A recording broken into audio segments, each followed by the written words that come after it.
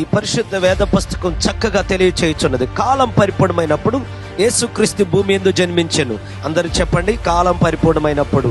చెప్పండి, కాలం పరిపూర్ణమైనప్పుడు అంటే అర్థం ఏమిటి? తగిన కాలమందు, సరైన కాలమందు. పక్కన వారితో చెప్ప, సరైన కాలమందు.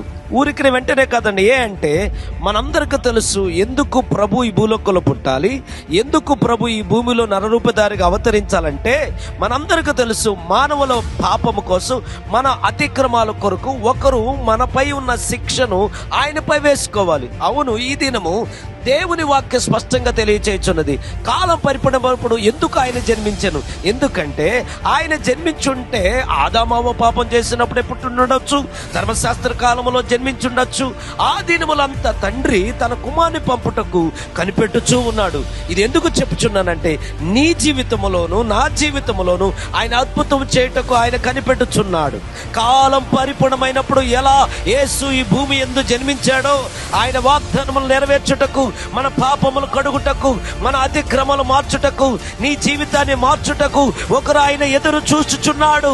వెయిటింగ్ పీరియడే. కానీ ఎంతమంది నమ్ముచున్నారు? ఆ వెయిటింగ్ పీరియడ్ సంపూర్ణమయ్యే కాలం వచ్చినది.